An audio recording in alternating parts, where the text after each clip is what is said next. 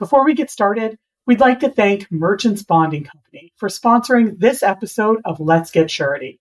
Merchants Bonding Company is the largest surety-focused company in the United States. If you want a common-sense surety approach, ease of doing business, and a first-class experience, see what Merchants Surety experts can do for you. To learn more, go to merchantsbonding.com. Now, on to our show. You're listening to Let's Get Surety. Let me hear your bonding talk with Kat Shamapande. Hey everyone, it's Kat Shamapande. Thanks so much for joining us for this episode of Let's Get Surety. I have with me today as co-host Mark McCallum, CEO of NASBP. Hey Mark, thanks for being on. Absolutely. Thanks, Kat, for having me back. And I am excited to learn a lot today because this is not a topic I am well versed in. We're going to be learning a little bit about customs bonds. It's an interesting topic, and I think we have a lot that we'll find out new. What do you think, Mark? That makes two, Kat. I know that I'm going to learn a lot today, so I'm really looking forward to it. Well, and I'm excited about the guest we have with us today to talk about customs bonding. We have John Sheppard, Executive Vice President at Shea and Company Incorporated. Hey, John, thanks for being on. Hey, Kat. Thanks for having me. Well, we're excited to learn more from you. But before we dive into the area of customs bonds, can you just tell us a little bit about yourself and about Shea? Oh, sure. So, like you said, I'm Executive Vice President at Shea. Shea and Company is a family business. We're a specialty brokerage who specializes in U.S. customs bonds. It was started by my great-grandfather in 1945 in downtown Manhattan as a marine brokerage. And I think like most brokers today, he had a couple of customs bonds in his shop. And as the story goes, he just said, these things don't make any sense. So I'm just going to have to dig in and figure out how to do these right. And that's what we've been trying to do since 1945. So just for a short time, you've been looking at this. just a little bit, just a little bit of time. So it's kind of fun to find out how you found your way to customs. John, I mean, as a specialty of a specialty, as you know, in just surety in general, it has its own nomenclature, its own kind of dictionary. But I bet you there's even a subcategory of that dictionary in customs bond. Can you kind of go over what are some of the common terms or terms of art in the customs world?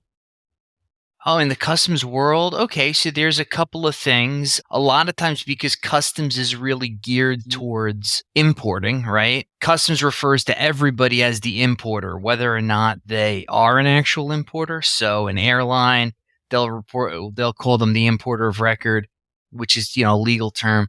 So that's one thing that can trip you up is that you say, well, wait a minute, I'm not doing any importing here. What are you talking about?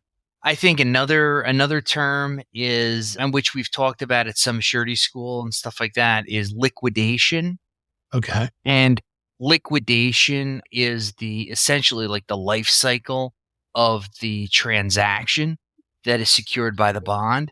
Actually, the transaction itself is typically referred to as the entry, which is in an importer, and in the sort of like the classic importer role that's the import transaction is the entry. But the word entry gets used for all types of different transactions within customs.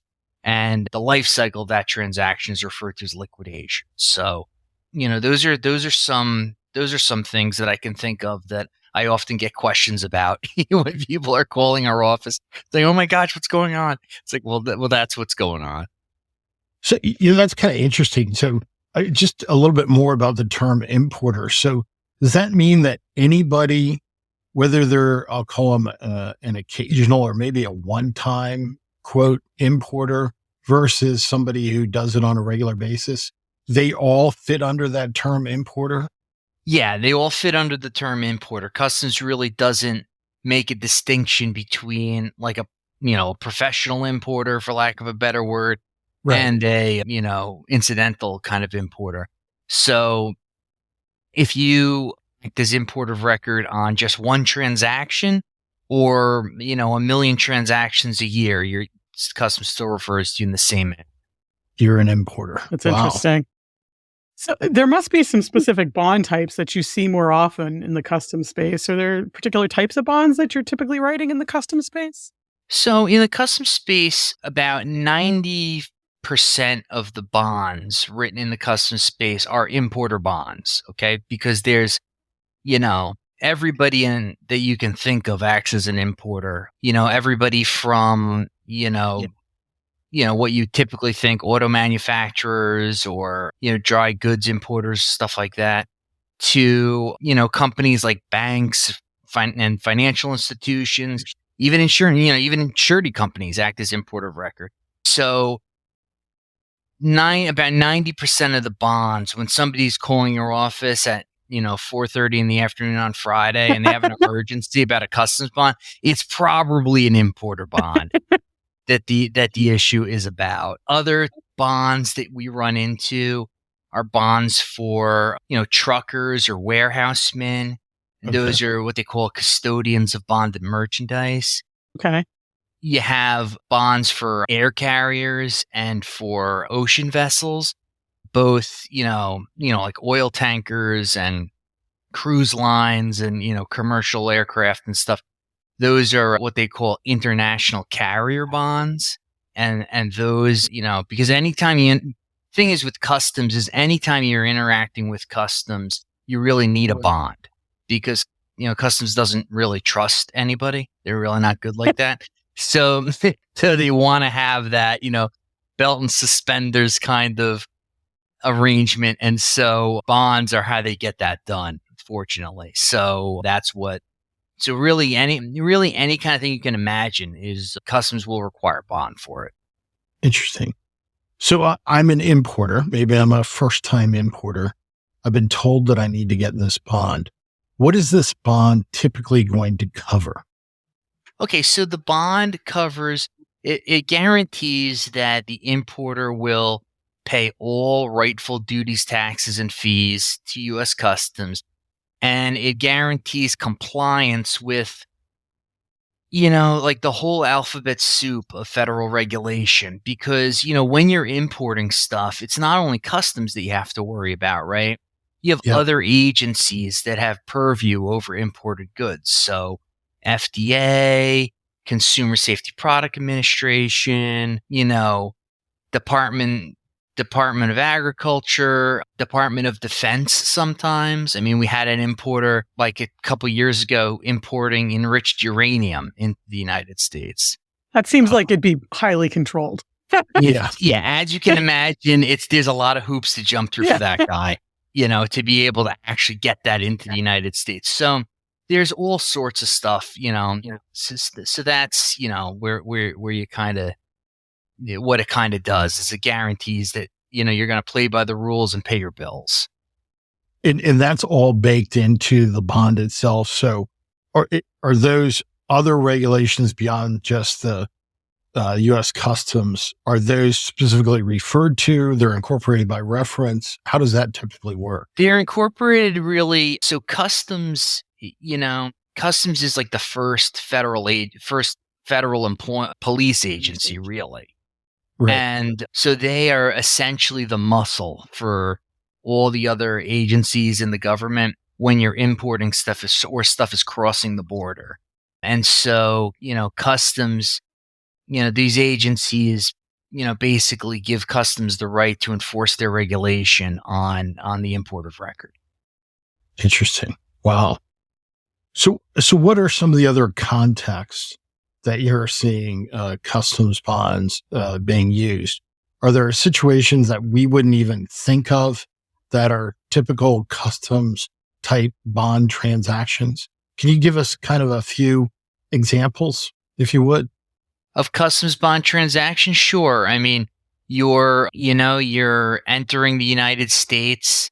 You're coming, you booked a trip to Italy and you're flying back into the United States. That's a bonded transaction right there. That air carrier has a bond that, they're going to have to apply, deal with the terms and conditions of that bond to get you back into the United States. Sort of more, esoteric, I guess, type of transactions are on the entry of goods that possibly violate intellectual property rights for intellectual property right holders in the United States. You have, drawback, which has been big in the last couple of years, which is essentially, you import stuff into the United States, you pay your duty on it, you don't enter it into the commerce of the United States, but instead you export it or destroy it under customs supervision. Well, you're entitled to the duty back that you paid on those goods. Okay. And so what happens is that you can post a bond to get that back, within 2 months, and then the alternative, you don't bond it and it takes, 3 or 4 years to get it back. So, wow. So those are a couple of different things that the bonds get used to do.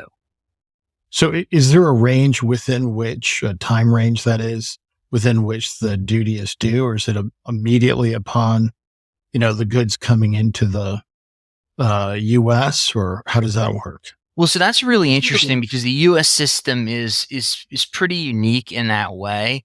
Goods get entered into the United States. So what that means is that when you bring your import into the United States, you give customs a piece of paper that says, this is what I think my goods are, and this is how much I think I owe you. And customs allows you to, what they do, release the goods. So you get to actually take your goods that day. And then depending on your payment terms with customs, which could be anywhere from 10 to, 30 days, you have to pay all the duty, taxes, and fees that you think are due on those goods. And that's where we get into the whole liquidation cycle, where customs then looks at that transaction, and after some period of time, about a year, customs either determines that either you paid the right amount of duty, taxes, and fees, or you paid too little, so they issue you a bill, or you paid too much and they issue you a refund. So it sounds like documentation is very important during that period. Super important, super critical to have good documentation. Okay. And it sounds like it takes them a while to review, if it takes up to a year or around a year, you said? So most transactions, most import transactions liquidate, right? So they end their life cycle in 314 days. I don't know where that came from, but 314 days from the date of entry. And it can take, as you heard on our anti-dumping thing, right? It's it can take as long as, forever in order for customs to come to a decision. Typically, you're seeing liquidation anywhere from, I'd say, 1 to 5 years. And, because there's most transactions liquidate in 314 days, but the range for average liquidation is probably anywhere from 314 to 5 years, I would say. Wow. Yeah, and John was just mentioning the anti-dumping and countervailing virtual seminar that NASBP hosted. So we'll include a link to that in the description for this if anyone wants to check that out and really dive deeper into anti-dumping and countervailing duties. Excellent. So now, let's say I didn't adequately estimate, the amount of product that I was importing. So I now owe additional duties. Does that mean I have to be timely in paying that? Are there any interest charges or any other penalties?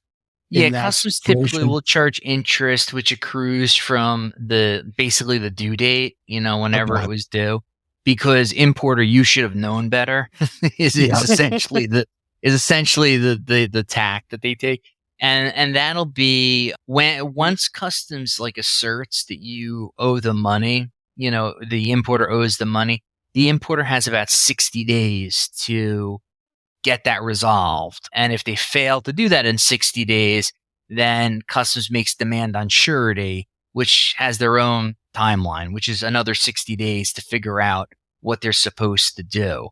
As you can imagine, once you start, it's never about one transaction really, right? Because, importers on a commercial level aren't typically just importing one little thing. It's thousands of transactions and you Right. get that you get that duty rate wrong on one transaction, it applies to all the transactions that you did. I mean, in its aggregate, it can actually become quite a hairy situation. Oh, I bet. And we talked earlier about the importance of documentation. I imagine that's also very important to the surety that good documentation is being Oh yeah, I presented. mean, surety, it's customs is really quite good about providing data to surety for the most part.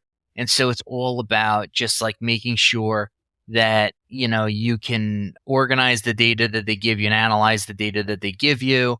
And then also secure documentation from the importer when something starts to go sideways. Right. So in instances you're an importer and you want to guarantee the taxes, the duties, etc. Do you have alternatives to posting a bond? Is that something that's Yeah, written in sure. the I mean, so regulations? customs, I mean, you do and you don't, right? So, Okay. so for customs will not, for example, take a letter of credit. Okay. Customs will take a bond, or what they will take is what they call cash in lieu of bond. So you can post cash with customs equal to whatever the bond requirement would have been. As you can probably imagine, I mean, giving cash to customs is not really a preferred method of getting this Right. stuff done because one, they hold it, forever until the entry is, till they're satisfied. So for a long time. And, they're not really good about interest and stuff like that on the cash that they're holding. So it's typically a loser to like, you really only see that when it's literally impossible to get somebody bonded. Right. In those instances, so you're looking at a company and they want to be in the regular business. So you're making certain determinations in terms of underwriting and so forth. What would prevent one of those companies from obtaining a bond in the first place? Well, there's probably a couple of things. Part of the underwriting process is, of course, like the financial wherewithal of the company, right? So, companies that are in bankruptcy, for instance, are going to have a hard time, or companies that are, you look at the underwriting information, they're functionally bankrupt or whatever, that's never going to be a good place to be looking for a bond. Right. So that can be hard. But beyond that, you have other issues that are what we refer to as like customs specific risk. And customs specific risk is things like the country of origin, like where are Right. you sourcing your goods from? Or, the anti-dumping and countervailing duty, or the commodity itself might be very problematic. So for instance, in enriched uranium, for instance, unless you have approval from Congress to import that, like you're not allowed to import it. So Right. that's going to be very difficult for you to be able to import that without having the right documentation. So all those things kind of go into, determining whether or not somebody is really bondable. Okay.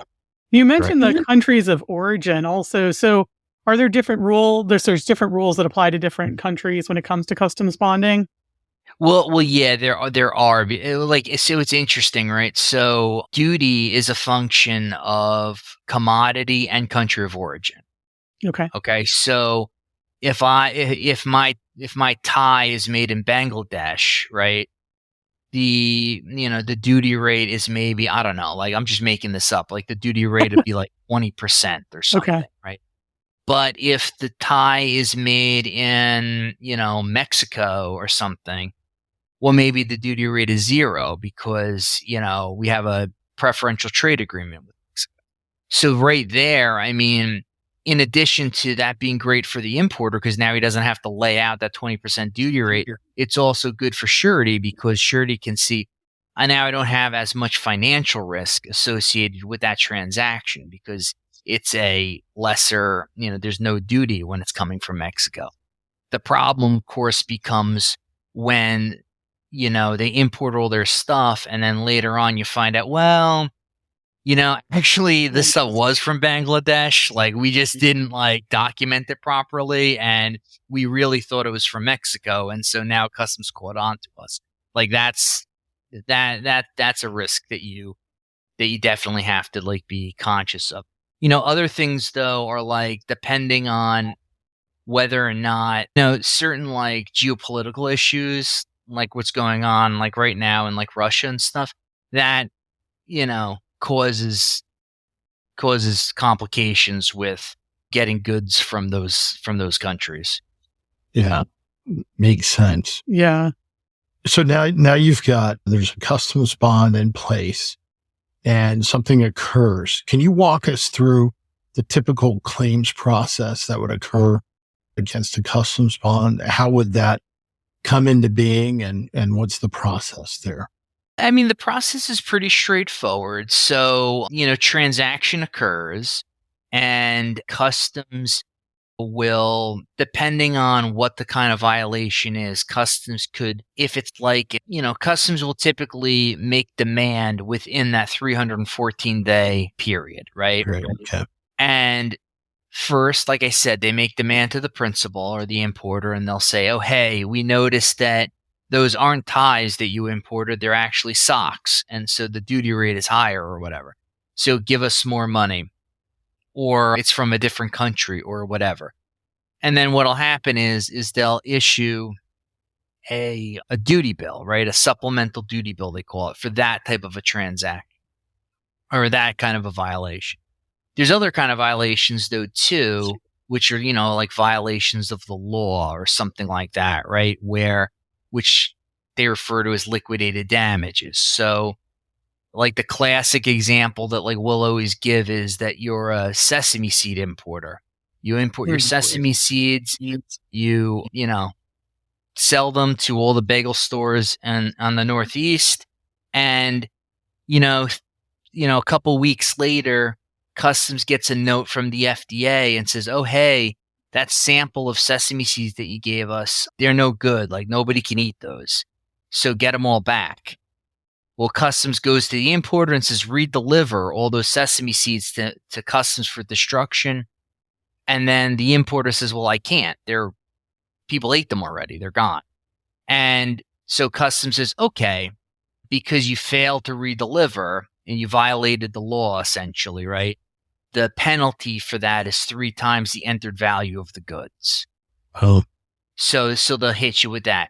And so those things happen, whether it be a liquidated damage or a duty bill. The principal has 60 days again to resolve that and make it right with customs. And they can protest it and petition. They can do all sorts of things. But if it's not wrapped up in 60 days, that's when customs will typically go and make demand on the surety. And then surety has their defenses that they have to raise in order to try to figure out what's going on. That's interesting.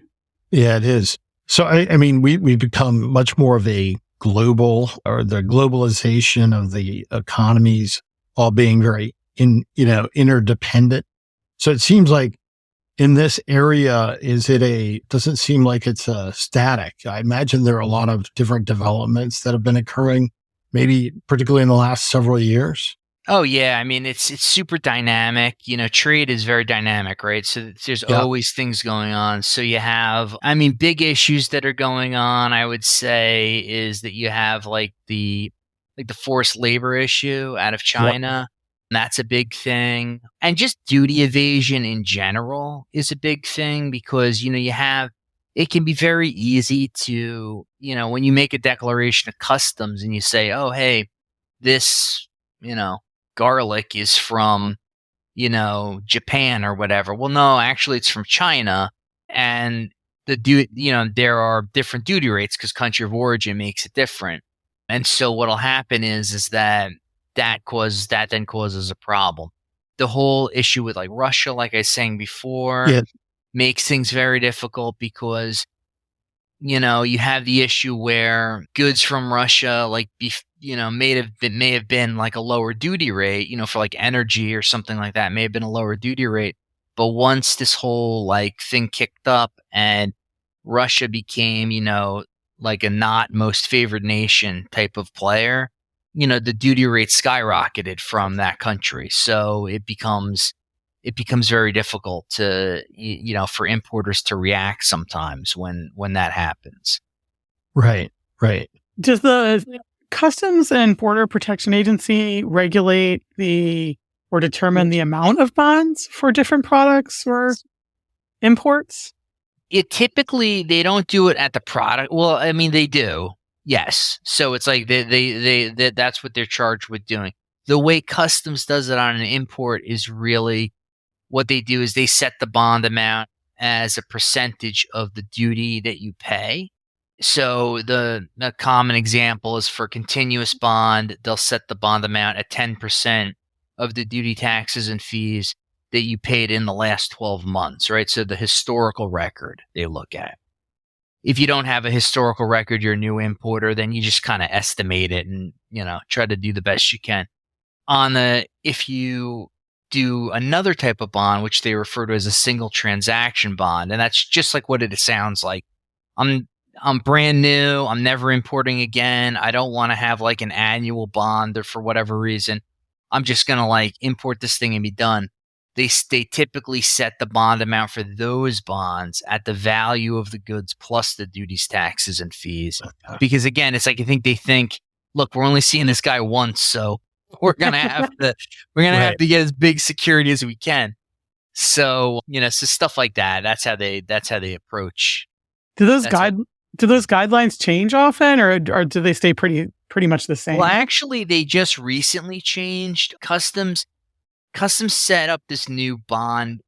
Customs put the current bond regime together back in 1985, right? Okay. And that's where they came up with 10% of the duties, taxes, and fees and whatever. But Customs realized pretty quickly that like there were some holes in that because just the way business has changed or changes so dynamically.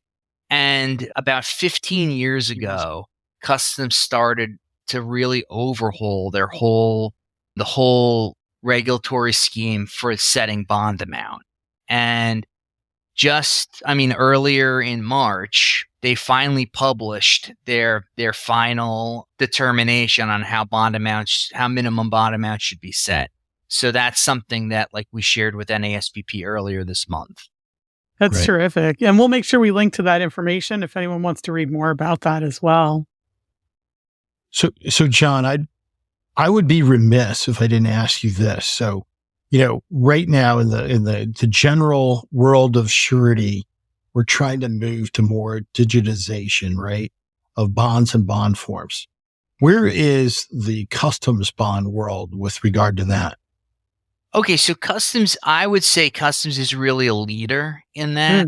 So again, this is another long-term project. It took about 30 years to do, but we finally, we and others, finally got Customs on this idea to accept this electronic bond, what they call e-bond Customs. It was January 2015. Customs rolled out their e-bond, test. And, today it's, billions of dollars worth of tax money, in the form of duty, taxes, and fees are guaranteed by electronic bonds with Customs. Nice. I mean, virtually every bond that Customs has today is electronic. And that's really the main way of doing business now in the customs bond world? That is the standard. Yeah, that is definitely the standard. So, you have a few onesie-twosie kind of surety companies that will still use paper, but all of the major players, and really if you want to be in the business, you really need to do it by electronic bond. And what was that like for you as a producer to make that leap? Did that alleviate a lot of administrative burden that you had? Oh yeah. I mean, Customs is such a fun, they're such a fun group because it's a really down to earth earthy kind of group, right? So, I remember when I first started in 1996, we were running the bonds over to the Customs office. You would give the bond to Customs through the through the cashier window or whatever. And you would hope that the guy liked you, because like if he didn't like you, he'd like throw your bond away and be like, "Oh, sorry, we just lost it," And you'd have to start all over. You had to do it in triplicate, and there was all this jumping around, which was interesting. Then customs moved to taking it via fax and email, but it was a lot of the same issue, right? It was just paperwork that customs had to do. And basically what you used to do is you'd have to give customs at least 10 days to process the bond. All right. Today, we are filing bonds in seconds with customs. Wow. That's a huge difference. So, I mean, it's absolutely game changing, unbelievable. I mean, like the young people in my office, like don't even understand like how much of a blessing electronic bond. When they're like, "Oh, it's taken 5 minutes for the computer to come back to me with an answer." It's like, dude, I wish that was my dream back in the day that they would be that fast. But yeah, it's amazing how quickly it's done. Well, it's certainly good to hear that. And there are a lot of lessons learned for the rest of Surety, for sure. So I'm very excited that you guys are in the e-bonding world. Yeah. Well, and John, you mentioned the young people in your office. What would you say to someone who is considering getting into customs bonding after listening to this presentation? Somebody getting into customs bonding, I would say it is a really interesting business. It's fast paced and obviously has a lot of hair on it, but it's something that, like, with the right group, if you get in with the right group of people, it's something that, I mean, look, it's been good to me and my family. So, I would say that it's something that you can it's definitely the kind of thing that can help tie up an account for sure. That's awesome. Well, John, I also wanted to come back. You mentioned earlier the Commercial Surety School. We do have custom sections in both Commercial Surety School Level 1 and Level 2. So if someone wants to find out more than you heard on this episode, you should check out those Surety schools or the virtual seminar we mentioned earlier. And then you can learn more about customs bonding. Well, it's been great having you on, John. Oh, thanks so much for having me. Hopefully we can have you back sometime again to talk to us more about customs bonding. You've been listening to Let's Get Surety, brought to you by the National Association of Surety Bond Producers. For more information about the NASBP and its members, visit nasbp.org. Before we go, we just wanted to thank Merchants Bonding Company again for their generous support in sponsoring this episode of Let's Get Surety. Merchants Bonding Company is the largest surety-focused company in the United States. If you want a common-sense surety approach, ease of doing business, and a first-class experience, see what Merchants Surety experts can do for you. To learn more, go to merchantsbonding.com.